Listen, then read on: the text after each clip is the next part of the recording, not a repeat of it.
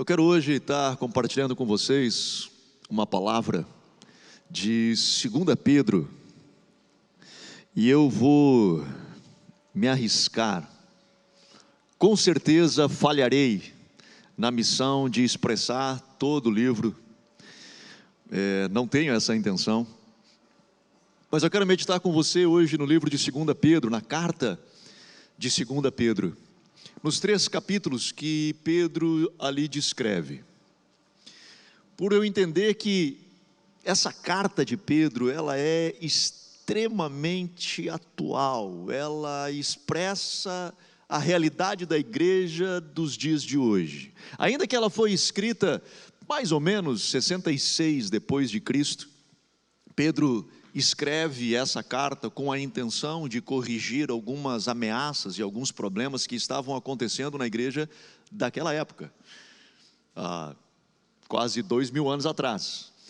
Mas lendo a carta de 2 Pedro, e aí eu encorajo-os a ler, e a propósito, nós iniciamos essa semana uma nova série nos nossos GFs, estudando o livro de Filipenses, cara. Então a gente está estudando as cartas neotestamentárias e está sendo muito massa. A gente fez Gálatas antes e agora estamos entrando em Filipenses, a carta da alegria, o convite de Paulo a sermos alegres. E é muito interessante porque ele escreve essa carta possivelmente preso na prisão, em algemas. Ele escreve essa carta encorajando a igreja a se alegrar, a ser feliz. Olha que coisa doida, princípios preciosos nós vamos estar aprendendo ali. Quero encorajar você a entrar nessa jornada conosco, a aprendermos a de fato sermos felizes no Senhor, aprendermos o que de fato é felicidade a partir de um princípio da palavra do Senhor. Mas bora lá, a minha missão com vocês hoje à noite é falar um pouquinho sobre o livro de 2 Pedro, a carta de 2 Pedro. De novo digo, provavelmente eu vou deixar algumas coisas para trás, não vou conseguir abraçar todo esse conteúdo, não numa pregação, seria uma tarefa muito difícil, mas que nós possamos extrair alguns princípios desse texto. Eu quero começar lendo a partir do verso 2, quando ele está ainda na sua saudação, na sua carta, ele inicia assim no verso 2, que a graça e a paz lhe sejam multiplicadas em algo, e aí esta frase ela é muito importante, no pleno conhecimento de Deus e de Jesus nosso Senhor. Ele diz, a graça e a paz, elas precisam ser multiplicadas sobre algo, existe um fundamento, existe algo que é a base, e a base de tudo isso é o pleno conhecimento de Deus e de Jesus. E ele segue no verso 3 dizendo assim, pelo poder de Deus nos foram concedidas todas essas coisas que conduzem à vida e à piedade, e ele repete de novo, pelo pleno conhecimento daquele que nos chamou para a sua glória e virtude. Note que Pedro, e eu vou trocar, provavelmente eu vou trocar Paulo e Pedro, porque é complicado isso aí, negócio assim, mas foi Pedro, tá? Pedro ele escreve e ele diz, porque os dois têm um pensamento muito próximo nesse quesito. Pedro ele escreve dizendo o seguinte, cara, a base da nossa fé é conhecer Jesus, a base da nossa fé é nós termos um encontro precioso com Jesus, e não só ter um encontro com Jesus para dizer que eu conheci Jesus, eu aceitei Jesus, não é desse simples encontro que Pedro está falando aqui, que Paulo também fala na sua carta, quando ele diz assim, eu considero tudo perda, em Filipenses ele fala disso, eu considero tudo perda na minha vida, tudo que eu tenho como perda, para alcançar uma coisa, uma única coisa, conhecer a Deus e ser achado nele, que eu possa conhecer a Jesus, que eu possa conhecer Jesus, que os olhos se abram e eu venha a conhecer a Jesus no pleno conhecimento, ou seja, existe um conhecimento completo, existe um conhecimento pleno, existe um conhecimento que ele se exaure por completo, aonde eu digo, cara, encontrei, eu cheguei neste lugar de plenitude.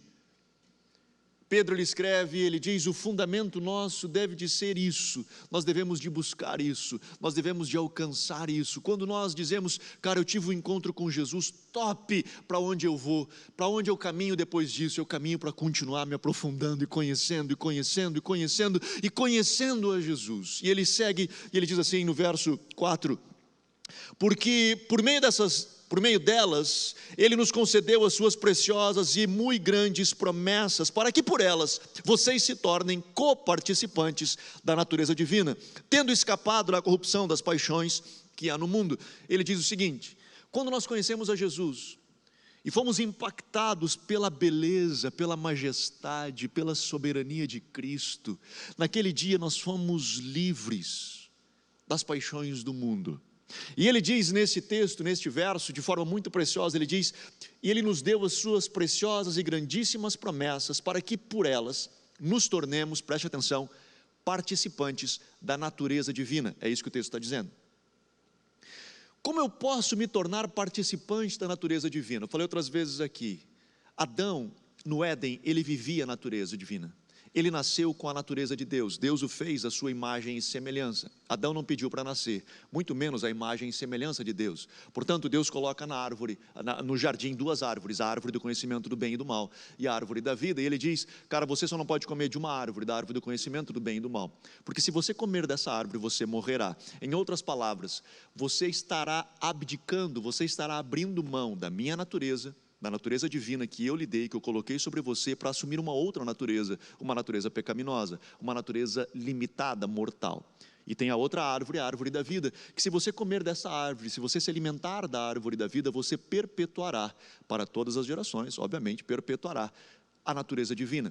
Você conhece a história, Adão, ele come do fruto, e ele não só condena a humanidade ao pecado, mas ele delega a humanidade a uma natureza pecaminosa. Davi diz: eu nasci em pecado me concebeu a minha mãe. Nós nascemos participantes de uma natureza pecaminosa. Nem eu nem você escolhemos nascer, muito menos nascer numa natureza pecaminosa. Portanto, Deus plantou na nossa vida um carvalho de justiça, Cristo, uma nova árvore. Se dela nós nos alimentarmos, nós somos resgatados do poder das trevas, nós somos resgatados desta natureza pecaminosa, para caminharmos novamente com Cristo. E aí ele diz: esta palavra faz com que nós venhamos, por ela, por meio desta palavra, das suas preciosas e grandíssimas promessas, nós nos tornamos participantes da natureza divina, nós nos tornamos semelhantes àquilo que Deus sonhou com Adão lá no Éden. Ou seja, nós estamos em um processo de nos tornarmos cada vez mais semelhantes a Jesus, de num processo de cada vez mais sermos de fato imagem e semelhança de Deus, parecendo pessoas que são a cara do Pai, que vivendo aqui expressam a natureza divina. Então nós estamos em um processo, nós ficamos apaixonados no dia que nós nos encontramos com Cristo, nós ficamos apaixonados, os nossos olhos ficaram fitos nele, no conhecimento dele, na beleza dele. E aí Pedro, ele segue dizendo o seguinte: a esse encontro precioso, a esse anseio que você tem de viver a natureza divina, ele diz: acrescente algumas coisas. Verso 5: por causa disto, concentrando todos os seus esforços. Note que não é por acaso, não acontece do nada. Você não é nem por osmose, né? Que a gente fica, eu vou na igreja e as coisas lá da igreja elas vão entrar para dentro de mim. Não é por osmose, é por um esforço. Existe um esforço individual de cada um de nós, ou seja, é algo intencional que eu e você precisamos fazer. Ele não acontece do nada. É intencional, é um esforço intencional que eu e você fizemos. Para quê? Para acrescentar a essa fé que foi gerada em nós no dia que nós encontramos a Jesus e ficamos apaixonados por Ele, acrescentar a essa fé que vocês têm, virtude. A virtude, conhecimento. Precisa esforço. Ao conhecimento, domínio próprio. Precisa muito esforço. Ao domínio próprio, perseverança. Também precisa esforço. A perseverança, piedade, esforço, piedade, fraternidade e amor, muito esforço. Ele diz: acrescentem a essa fé algumas coisas, porque nesse esforço que você tem de ser apaixonado por Jesus, comece a acrescentar coisas que são importantes na sua fé, porque se você fizer isso, preste atenção, olha o resultado. Verso 8: porque essas qualidades estando presentes em vocês não sejam inativos e nem infrutíferos. Inativos, que não fazem nada, e infrutíferos, que não dão frutos. E nós não damos frutos no quê? Ele segue o verso: no pleno conhecimento de Jesus. Então existe uma expectativa que este pleno conhecimento de Jesus, ele dê fruto, ele seja ativo, que pessoas que ficaram apaixonadas por Jesus, que o dia que o encontraram e foram impactadas por Ele, elas sejam ativas e frutíferas, com frutos que correspondam a essa realidade, essa é a expectativa. Para que quando nós dizemos, cara, eu conheço a Jesus, as pessoas dizem, é verdade, você conhece, porque existem frutos que demonstram que você o conhece. Verso 16, olha que coisa doida. E eu pulei obviamente vários versos, mas porque não lhes demos a conhecer o poder e a vinda do nosso Senhor Jesus Cristo, segundo fábulas engenhosamente inventadas, mas nós mesmos fomos testemunhas oculares da sua majestade. Porque ele recebeu honra e glória da parte de Deus Pai, quando pela suprema glória ele foi enviado a seguinte voz: este é o meu Filho amado, em quem me agrado. Ora, nós ouvimos esta voz vinda dos céus, quando estávamos com ele no Monte Santo. Assim temos ainda mais segura a palavra profética, e a vocês que fazem bem em dar atenção a ela. Enfim, ele segue. Basicamente, Pedro está dizendo o seguinte, pessoal: esse Jesus que vocês ficaram apaixonados, eu vi, os meus olhos viram ele.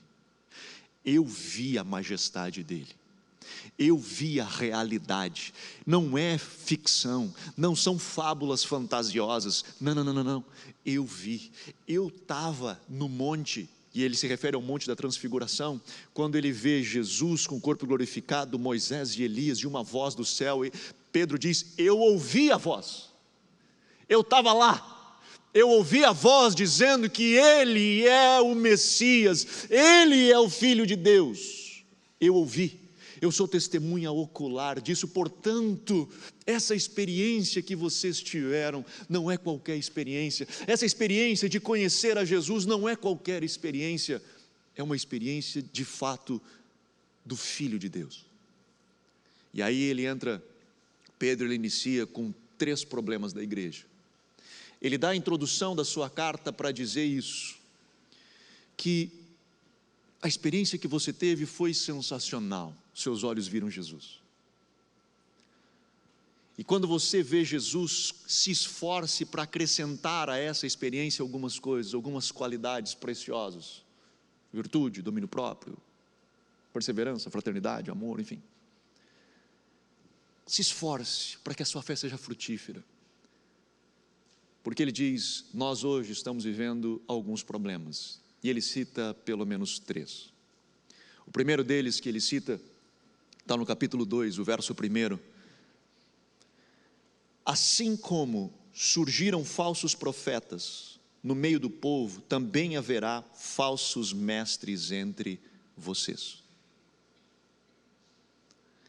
Eles introduzirão heresias destruidoras, chegando a renegar o soberano Senhor que os resgatou, trazendo sobre si mesmo repentina destruição. E muitos seguirão as suas práticas libertinas, e por causa deles o caminho da verdade será difamado. Verso 3: movidos por avareza, eles explorarão vocês com palavras fictícias. Pedro aqui ele revela de que o primeiro problema que a igreja vai enfrentar, que estava enfrentando naquele momento e que é extremamente atual, são falsos profetas, são falsos mestres, que ensinam um evangelho que não é um evangelho verdadeiro, um evangelho que ele se acomoda à sua realidade, um evangelho que leva a uma libertinagem, um evangelho que é movido pela avareza, ele condena aquele cara que prega um evangelho e se beneficia desta mensagem tão preciosa, que é a palavra de Deus, para benefício próprio. Aquele que usa dessa coisa tão limpa, tão pura, para um benefício próprio, para ganhar dinheiro com isso. Ele diz, movido pela avareza, eles exploram vocês com palavras fictícias. Pedro diz, este é um problema, e nós precisamos combater este problema. Nós não podemos nos permitir viver essa realidade. Mas deixa eu lhe dizer, querido, talvez você pense assim, bom, mas este é um problema que precisa ser resolvido a partir do púlpito. É verdade, esse é um grande problema, porque é quem carrega o microfone quem acaba fazendo isso.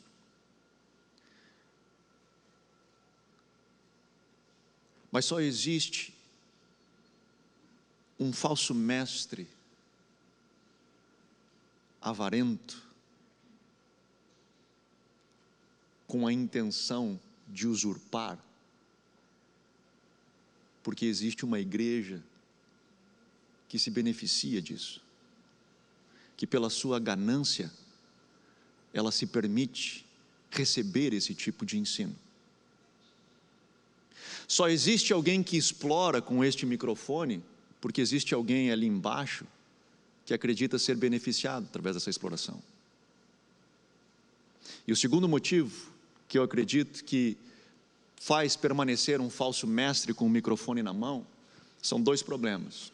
O primeiro é obviamente a parte de um coração podre que esse cara tem de usar este evangelho dessa forma, mas são dois problemas. O primeiro é que quer queira, quer não, existe uma igreja que acredita que pode se beneficiar disso. E segundo, é a infantilização da igreja. É uma igreja infantil, bebê, que tem preguiça de querer crescer. E portanto, ela escolhe permanecer infantil. E aí, criança, que é bebê, ela precisa de comida na boca. Então qualquer coisa que dá, tu come. Porque tu escolheu não crescer. Tu escolheu permanecer bebê. Tu escolheu não se aprofundar aqui. Então qualquer besteira que alguém fala, você engole. Porque você não sabe discernir. Você não evoluiu. Você continua bebê. Então, ao mesmo tempo que Pedro, ele critica o mestre, esse falso mestre, ele só existe, ele só permanece porque ele é suprido, ele é alimentado por uma igreja preguiçosa e por uma igreja ambiciosa.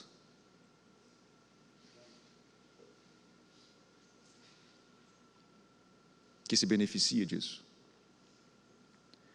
Pedro lhe escreve de forma dura e ele diz, cara, não dá.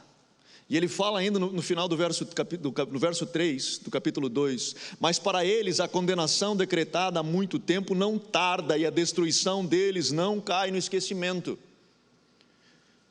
Pedro diz, não, cara, a gente não está brincando esse negócio, mano. A gente não está brincando. E aí depois ele fala, se Deus não poupou nem os anjos que caíram, não, cara. Deus vai pesar a mão porque esse evangelho é muito puro. Ele é precioso demais para ser vituperado, ele é precioso demais para ser contaminado com essas coisas. Logo abaixo, no verso 14, ele fala de uma sequência, ainda dando sequência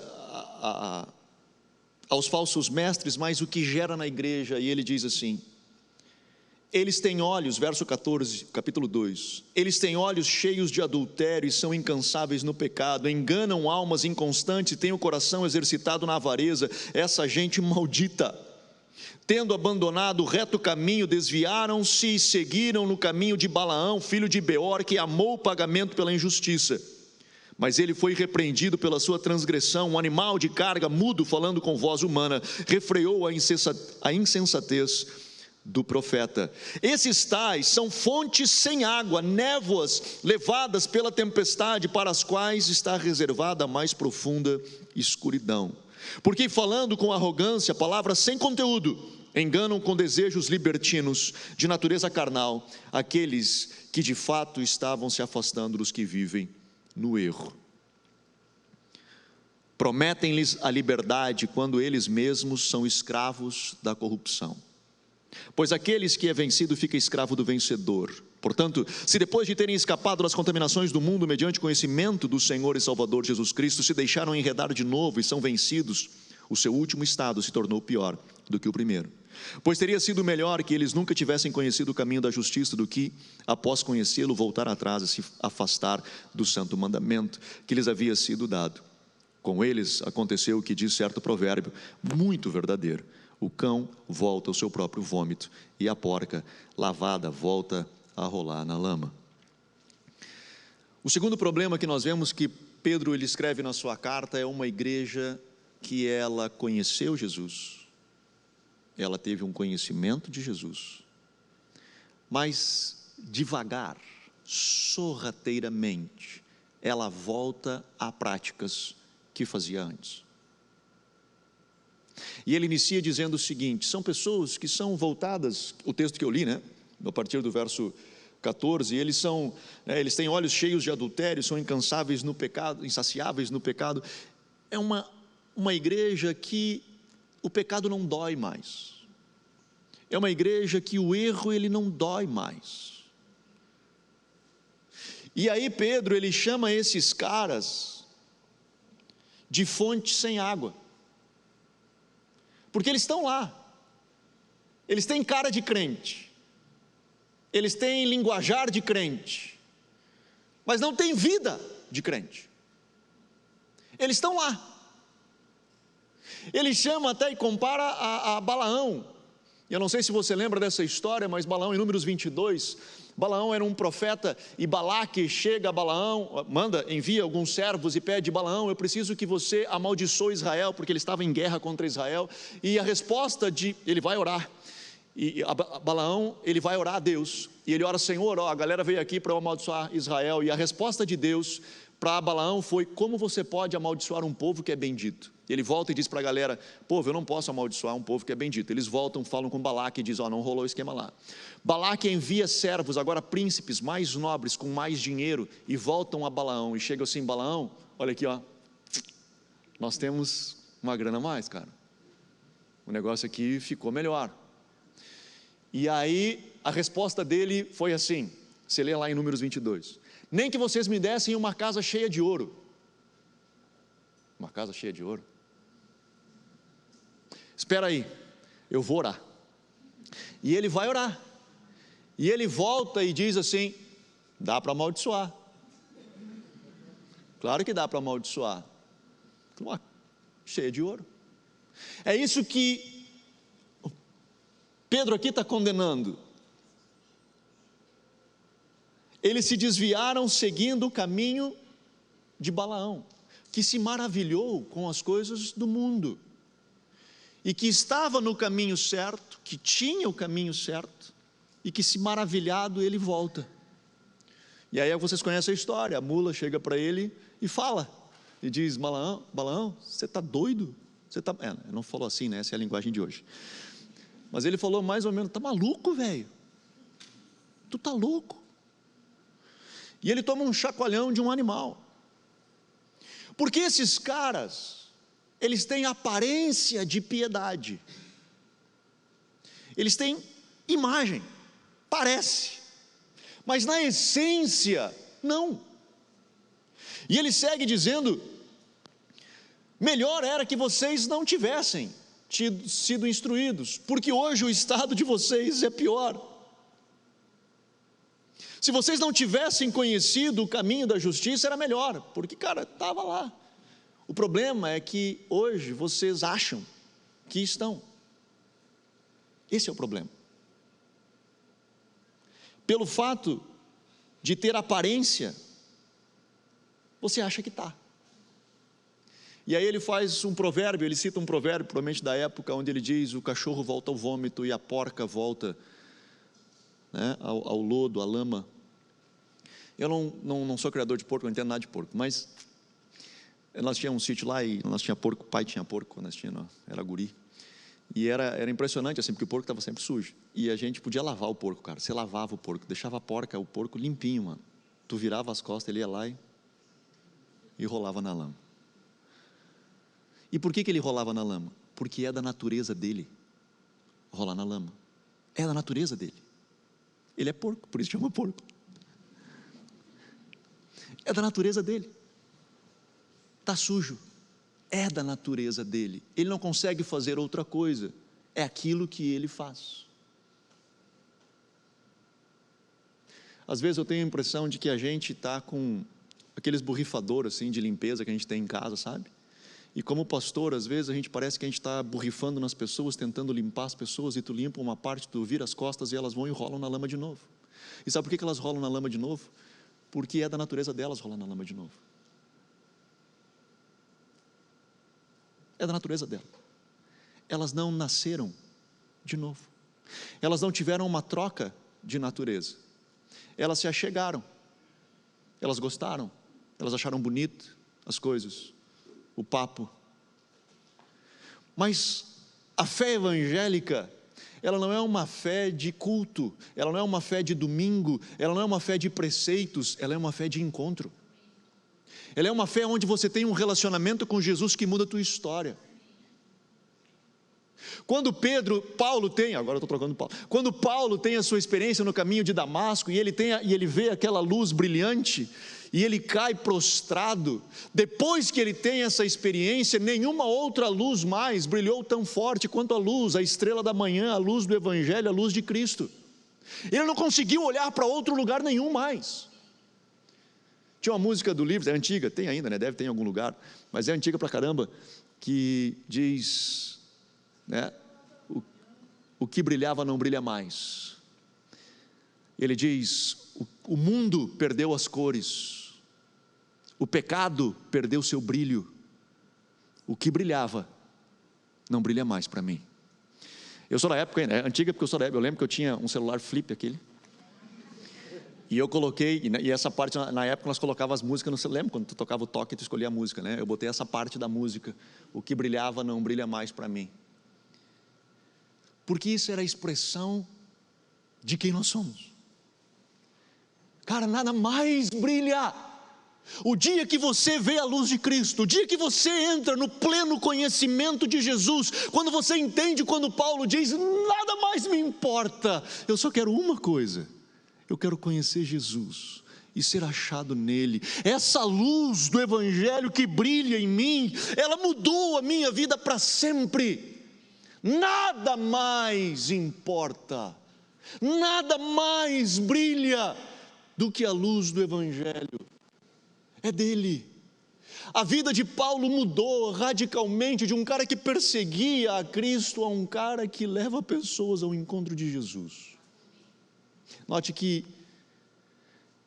Pedro viu Jesus, Pedro caminhou com Jesus, Pedro andou com Jesus. Paulo não andou com Jesus, mas a experiência de Paulo naquele dia, de ter visto a luz do Evangelho, de a luz de Cristo ter brilhado dentro dele, foi tão impactante, tão suficiente para ele dizer o seguinte: cara, eu não consigo fazer mais nada, a minha vida vai ser gasta nisso, a minha vida vai ser investida nesse negócio, eu vou passar o resto da minha vida vivendo para isso, é para Ele, por Ele. Por isso que ele fala em Gálatas: já não sou mais eu quem vivo. Por isso que ele fala em Filipenses: para mim, viver é Cristo, morrer é lucro. É um cara que entendeu que o que brilhava antes, que talvez eram os seus sonhos, eram os teus projetos, eram os teus desejos, eram os teus planos, eram os teus pecados, eram as tuas vontades, tudo aquilo que um dia brilhou, não brilha mais. Existe algo que é maior, que é o conhecimento de Cristo. Pedro segue descrevendo, e ele diz assim, no capítulo 3, primeira coisa que Pedro ele descreve, primeira coisa que Pedro trata são com os falsos mestres. Tratando com os falsos mestres, ele trata comigo, com você, como igreja. Porque só existe, só se perpetua, porque existe quem alimenta. Só se perpetua o erro, porque existe quem alimenta esse erro. Segunda coisa que Pedro ele descreve na sua carta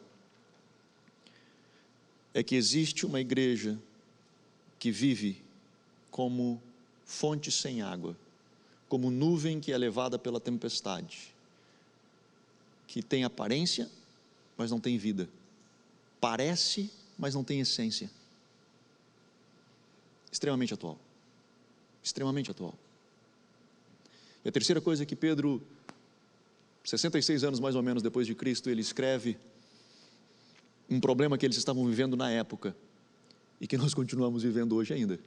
Ele diz assim no verso 3 do capítulo 3: antes de tudo, saibam que nos últimos dias virão escarnecedores com suas zombarias, andando segundo as próprias paixões e dizendo: Onde está a promessa da sua vinda? Porque desde os pais morreram, todas as coisas permanecem como desde o princípio da criação. Paulo descreve e diz: nos últimos dias, virão pessoas andando pelos seus próprios desejos, e eles dirão o seguinte: volta de Jesus? Que palhaçada é essa? Que história é essa que Jesus vai voltar? Que história é essa que um dia o mundo vai acabar? Que história é essa que um dia Jesus vai vir e vai julgar as nações? Que palhaçada é essa? Porque, na verdade, desde que os nossos pais morreram e antes disso, o mundo continua igual desde a sua criação. Quantos de nós já ouvimos esse tipo de coisa? Quantos de nós já ouvimos pessoas falando esse tipo de coisa, tipo, bobajada isso aí? Olha que palhaçada esse troço de volta de Jesus. Você consegue acreditar numa fábula dessa? Você consegue acreditar numa história dessa? Que não é inteligente o suficiente? Volta de Jesus, como isso? Olha isso, faz 2000 anos que continua igual, desde que Pedro escreveu isso, continua igual da época dele, e vocês continuam ainda acreditando que Jesus vai voltar? Pedro lhes responde a isso, dizendo o seguinte: aonde vocês estavam quando Deus criou todas as coisas? Esse que vocês dizem que permanece até hoje, pois bem, foi Ele quem criou. Isso que vocês dizem que continua igual, foi Ele quem fez. E aí ele logo depois diz: mas lembre-se, para Deus, e essa é a frase que nós ouvimos sempre, para Deus um dia é como 1000 anos, e 1000 anos é como um dia.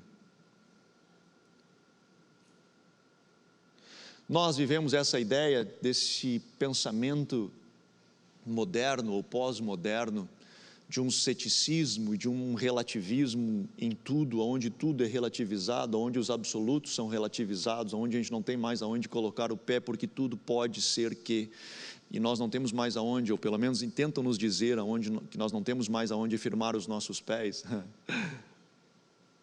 Quando nós caminhamos com o objetivo de conhecer a Ele, mesmo que nós, como Pedro, não podemos vê-lo, mas podemos experimentá-lo como Paulo experimentou. E nós podemos viver na convicção que esses homens viveram, a ponto de serem tão convictos das suas experiências que deram a sua vida em favor disso e morreram pela sua fé. Essa jornada de caminhar com Cristo, das convicções que brotam dentro de nós, elas brotam de um coração prostrado diante dele que tem um objetivo: conhecê-lo e ser achado nele. E quando você caminha nessa direção de querer conhecê-lo, acima de qualquer coisa, o secundário é secundário. Isso não é importante. Não quer dizer que Deus não possa te abençoar, não quer dizer que Deus não possa te curar, não quer dizer que Deus não possa tocar na tua empresa, não quer dizer que Deus não possa restaurar teu casamento, não quer dizer que Deus não possa restaurar o teu filho, não quer dizer nada disso. Não, Deus faz tudo isso. O problema é quando tu inverte. Tu tira o secundário e traz ele para primário, e joga o primário para secundário. Esse é o problema. É quando a tua vida gira a partir do que Deus pode fazer por você e não de quem Ele é. Que quando o teu relacionamento com Deus, ele está baseado naquilo que Ele pode contribuir contigo. E aí então, se Ele não faz, a tua fé é abalada. Eu já citei aqui há um tempo atrás também um trecho do livro do John Piper, onde ele fala o Deus é o Evangelho. E ele diz nessa frase, num parágrafo, ele faz uma pergunta, e ele diz assim: me diga você, se você chegasse no céu, e lá no céu você não tivesse nenhuma dor, se você chegasse no céu e todos os teus sonhos, todos os teus projetos teria conquistado, você não teria mais limites, você teria todo o suprimento financeiro, você teria todas as alegrias, lá não teria mais tristeza, lá não teria mais dor, lá não teria mais perda, lá você encontraria todos os teus entes queridos que um dia partiram e que você tem saudade, você os encontraria lá, e você chegasse no céu e esse mundo perfeito, maravilhoso lá estivesse, porém Deus não estivesse lá, este céu seria suficiente para você? Se a resposta, eu não vou perguntar qual é a sua resposta, mas a sua resposta a essa pergunta define como você está vivendo hoje aqui na terra. O que você busca aqui na terra? Como você está vivendo o Evangelho hoje aqui na terra? Qual é a sua expectativa? É eu chegar no céu e ter todos os meus problemas resolvidos? Ou eu poder chegar no céu e finalmente estar diante do meu amado? É eu poder me prostrar diante dele e dizer: Pai, eu te amo.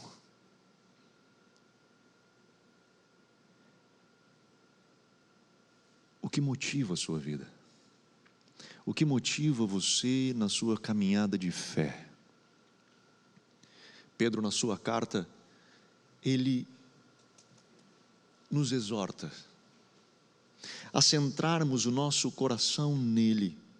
E ele encerra 2 Pedro dizendo assim, último verso do capítulo 3: pelo contrário, cresçam na graça e no conhecimento do nosso Senhor e Salvador Jesus Cristo. Por quê? Porque é isso que importa. É para isso que nós vivemos. Ele inicia frisando o fundamento, que é conhecer a Jesus, e nesse conhecer a Jesus nos esforçarmos para agregarmos o que nós pudermos, para que este conhecimento ele seja útil e frutífero. E nos adverte em pelo menos 3 coisas. Cuidado com os falsos mestres. Cuidado com uma vida dupla, uma vida sem reverência, sem temor. E cuidado para não ser enganado pelas falácias do mundo moderno. E você somente combaterá essas 3 coisas se você estiver nele. Se você estiver fundamentado nele. Amém? Vamos ficar de pé.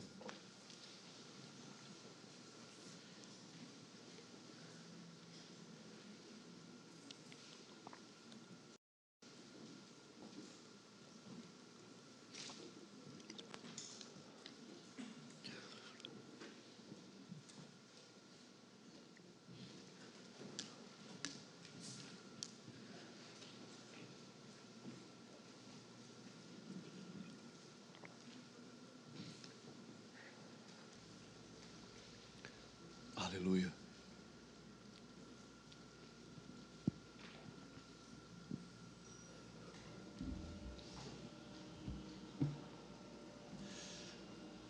Feche seus olhos. Eu quero convidar você nessa noite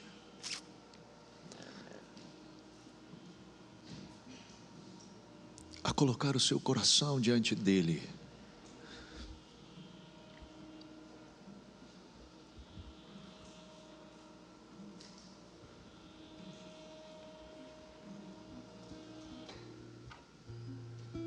A derramar o seu coração diante dele.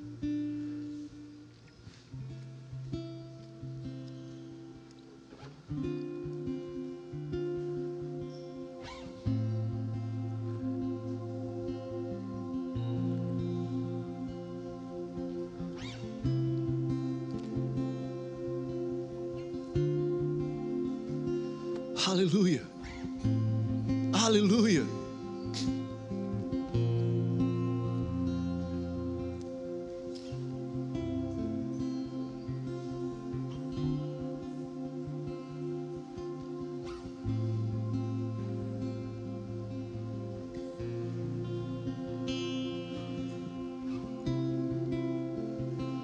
Te amamos, Jesus.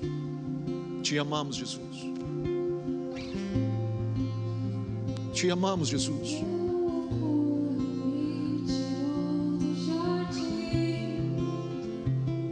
Sua humildade colocou jardim em mim. Se eu vendesse tudo que tenho, em troca do amor eu falharia.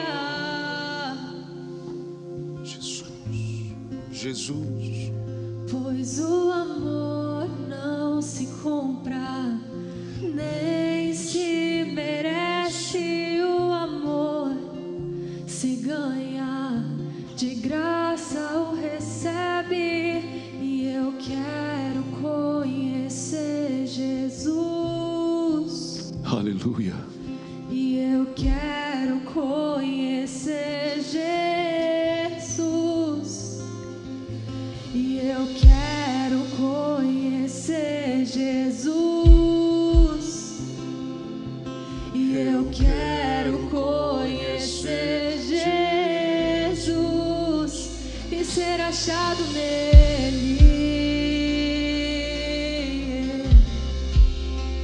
E ser achado nele. E ser achado nele. Aleluia. E ser achado nele.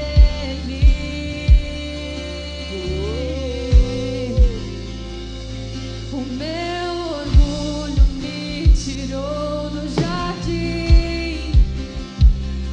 Tua humildade colocou jardim em mim. E se eu vendesse tudo que tenho em troca do amor, eu falharia.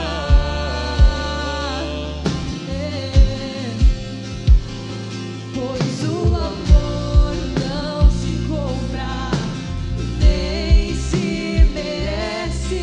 O amor se ganha, de graça o recebe.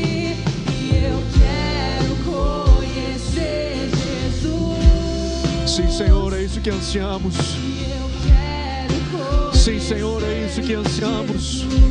Sim, Senhor, é isso que ansiamos. Quero conhecer Jesus. Aleluia.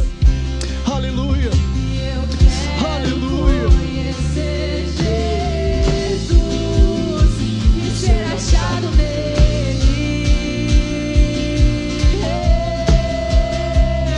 E ser achado nele.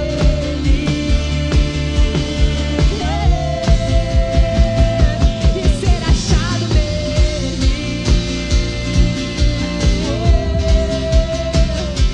E ser achado nele. O meu amado é o mais belo entre milhares e milhares. O meu amado é o mais belo entre milhares e milhares. O meu amado é o mais belo entre milhares e milhares.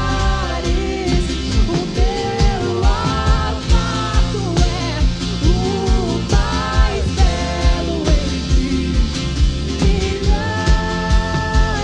entre milhares. Papai, eu oro pelos teus filhos, Senhor, nessa noite. Eu oro, Senhor, pela tua igreja. Eu me uno, Senhor, em fé, pedindo a ti, Espírito Santo, que tu nos ajude nessa jornada, nessa caminhada de te conhecer. Espírito Santo, toma-nos pela mão e que possamos caminhar em direção a ti,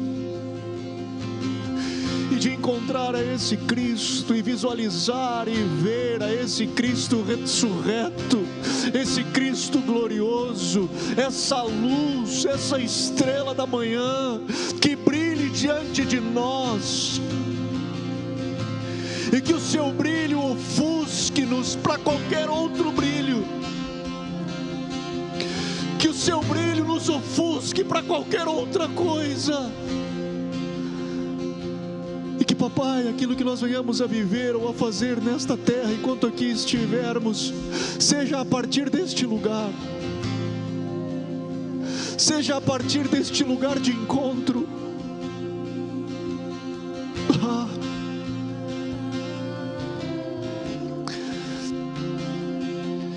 Se porventura você está hoje aqui e você nunca teve esse encontro,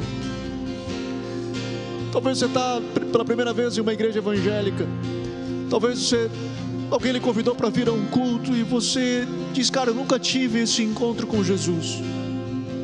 Eu quero encorajar você a levantar os teus olhos para Jesus e dizer: Jesus, de uma oração muito simples, com as suas palavras mesmo, mas você diga: Jesus, eu quero te ver, eu quero te encontrar. Se isso que esse cara está falando lá na frente, que o encontro contigo muda a nossa história, eu quero ter esse encontro contigo. Brilhe a tua luz para mim.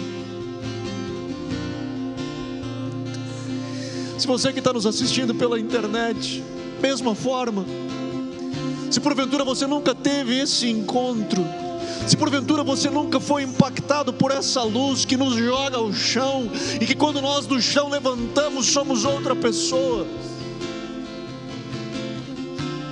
ore ao Senhor, ore a Jesus, diga: Jesus, eu quero esse encontro. Brilha, estrela da manhã, brilhe na minha vida. Estrela da manhã, venha ao meu encontro. E se prepare, e se prepare. A sua vida nunca mais será a mesma. A sua vida nunca mais será a mesma. Porque o dia que os nossos olhos contemplam a estrela da manhã, o dia que os nossos olhos são iluminados pela sua luz, o que brilhava não brilha mais.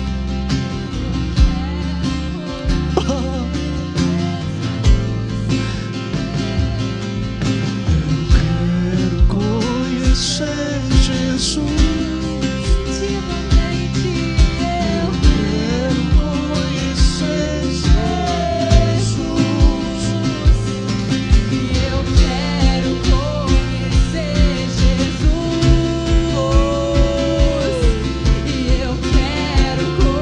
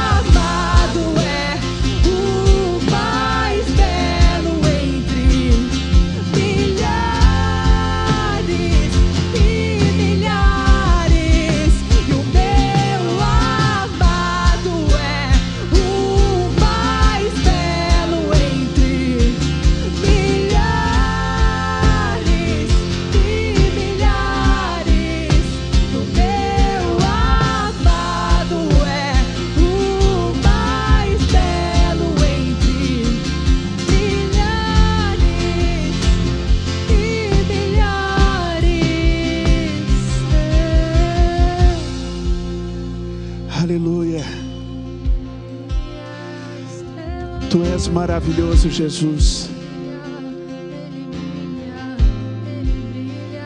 Tu és maravilhoso, Jesus.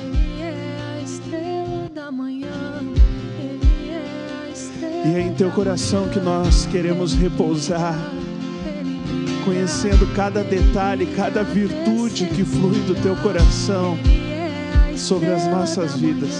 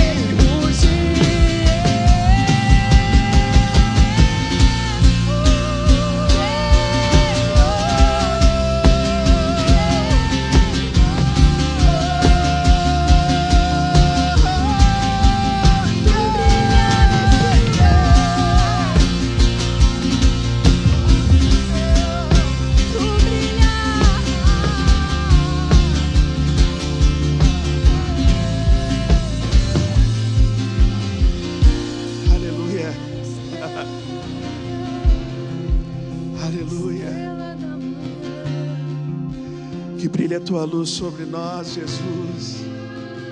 Que brilhe a Tua luz sobre nós, que dissipa todas as trevas. Aleluia.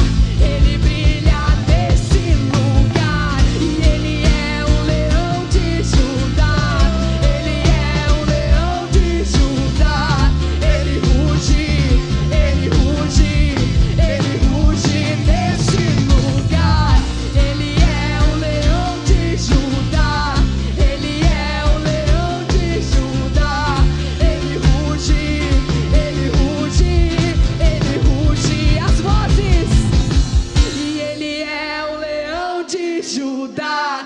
Ele é o leão de Judá.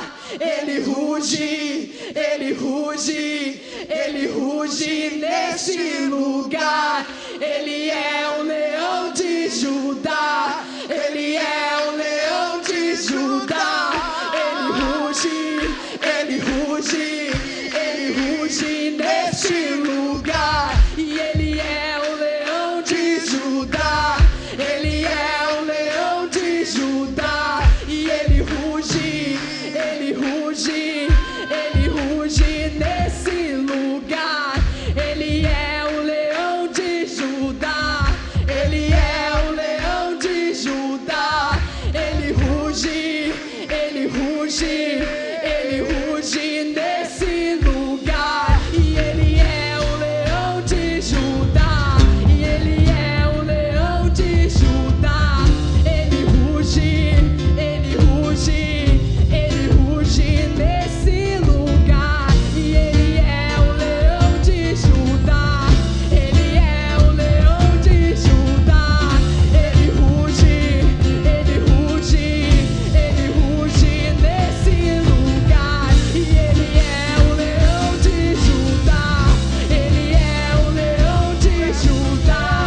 Ele ruge, ele ruge, ele ruge nesse lugar. E ele é o leão de Judá.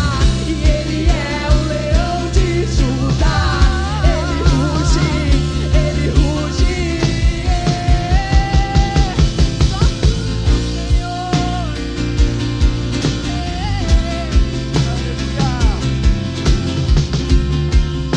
Tenha liberdade, Jesus, com poder e autoridade neste lugar.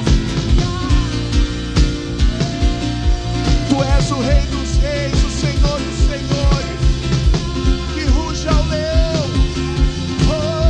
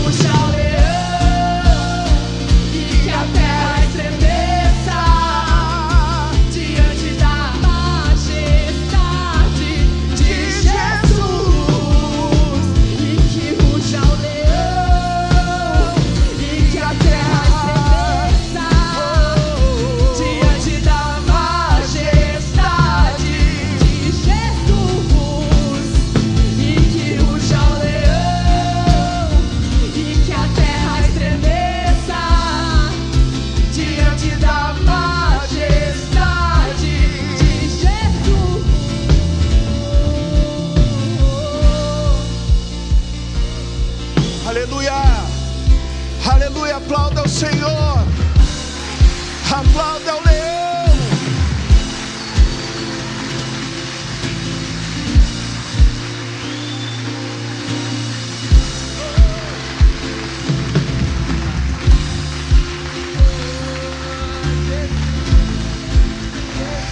É uma presença de autoridade neste lugar que cobre os nossos corações. Aleluia.